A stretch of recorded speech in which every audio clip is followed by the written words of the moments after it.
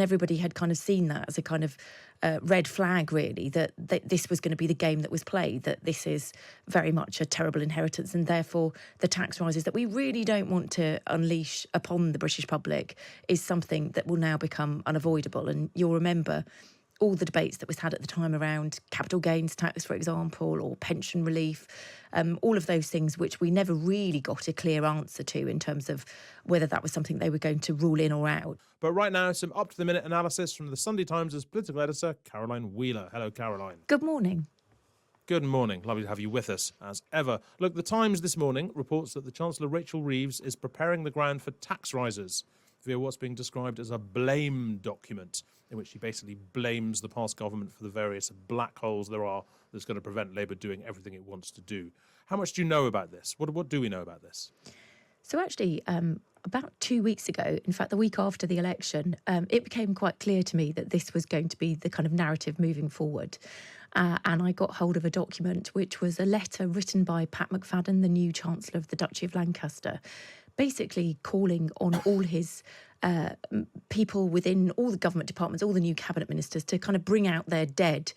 It's now been described as the kind of bring out your dead exercise, where they'd quickly obviously become aware that there were some issues within the departments of unfunded spending pledges, but also some projects that were wildly either over budget or were going to miss targets, but things that they really needed to rein in. And it started this kind of audit process, of which we're going to see the results of on Monday, when Rachel Reeves is going to address the Commons and basically set out her views on exactly what's been going on within these departments and where the overspending has happened. And this blame document is something that's been worked on for the past fortnight. I understand that Rachel's been working on it during her trip to Rio de Janeiro, where she's just come back from for the G7 finance meeting. And I think it's going to be quite a moment. From what I understand, statements to the House are normally about 10 minutes, as in the opening speech, and then there are questions after it. I think this is going to be like 45 minutes to an hour, so it's kind of got the same billing and slot that almost a budget would have. And I think that the Treasury see this very much as being a moment for Labour and something that will really start the drumbeat for the rest of the autumn, leading up to and including the budget and the spending review, which will come after the party conference season. And look, Caroline, how much is this, I don't know how to put this, but how much is this politics and how much is this real? Because obviously the message they're going to be wanting to spread is it's been chaos in there. Things have been pledged that haven't been paid for. Too much money's been spent.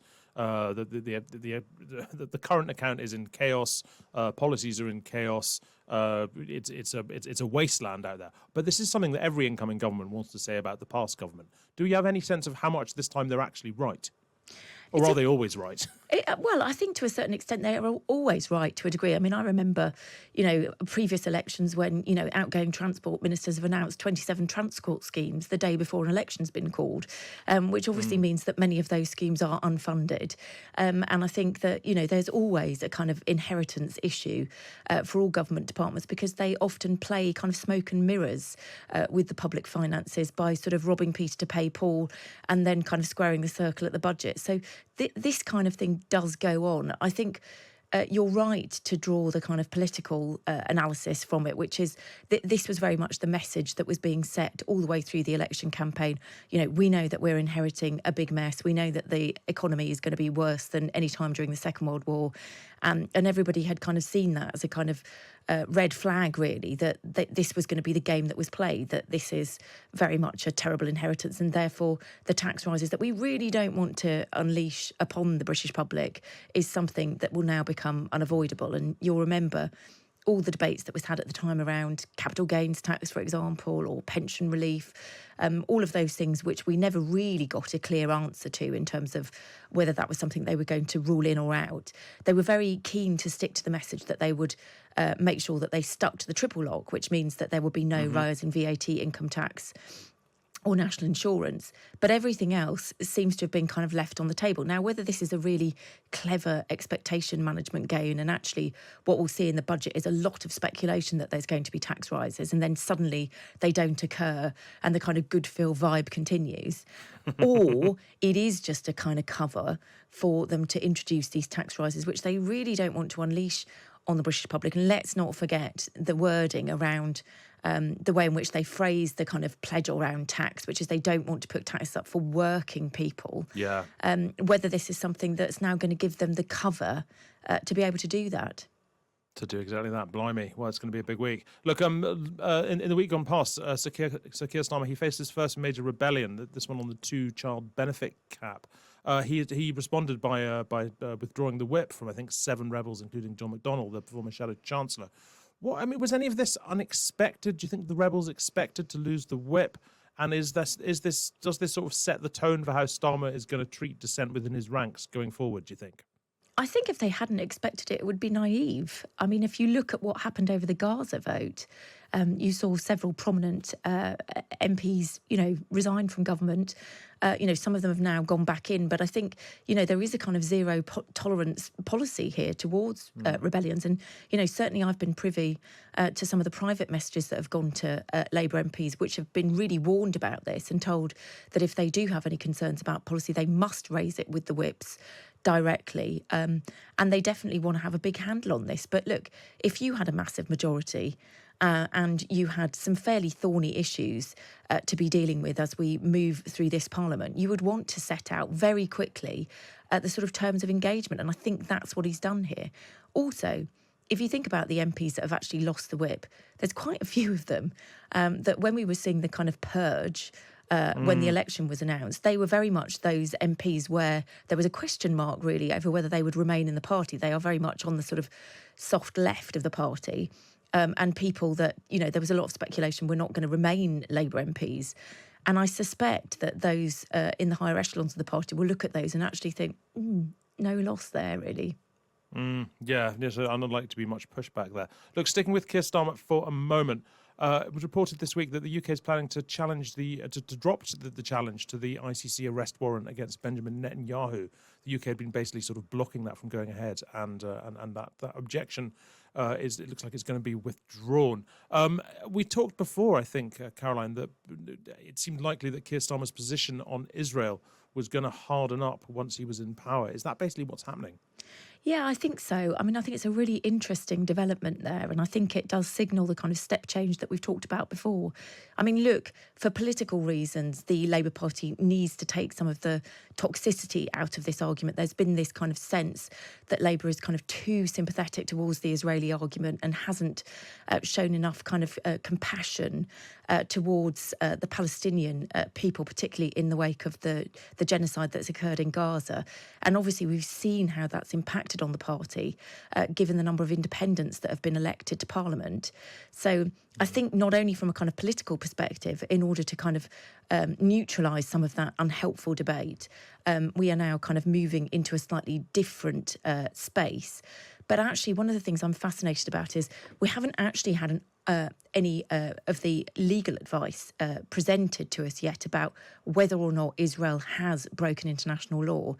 If you remember, there was a big debate about this several months ago, and a suggestion that the Conservative government had been sitting on this advice and had not been making it public, which is obviously a big deal because there have been civil servants that have been working away behind the scenes who may have inadvertently been breaking international law, particularly those that work in the kind of arms sale area.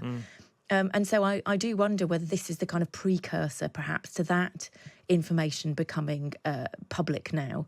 And there's certainly some speculation that that might need to happen as soon as Parliament, before Parliament breaks up, which is on Tuesday.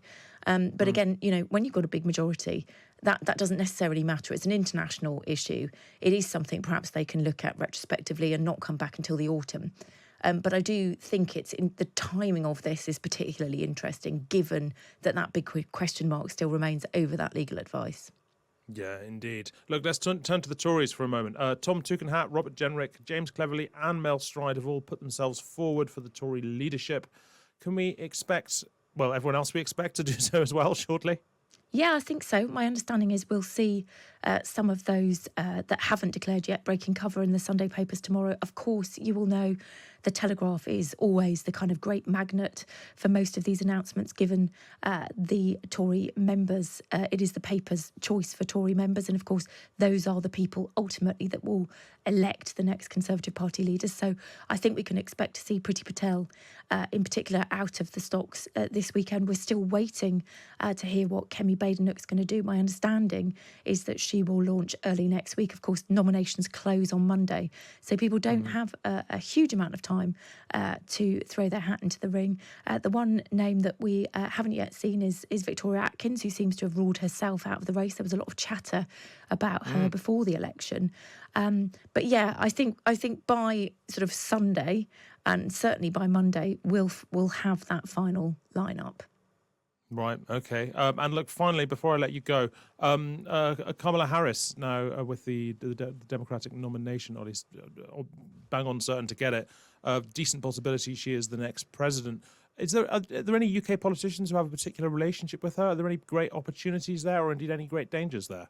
Not that I've heard of. I mean, David Lammy seems to have a really good relationship with lots of people on both sides of the party, and I'm sure he'll be beating a path to her door, or if not her door, to people close to her. But look, they have to be careful. There's going to be an election in only a couple of months' time. The Labour Party in particular will not be wanting to seem to be partisan, even though obviously their links with the Democrats are stronger than those with the Republicans. But at the end of the day, they are going to have to work with either Donald Trump or Kamala Harris when that election happens in November.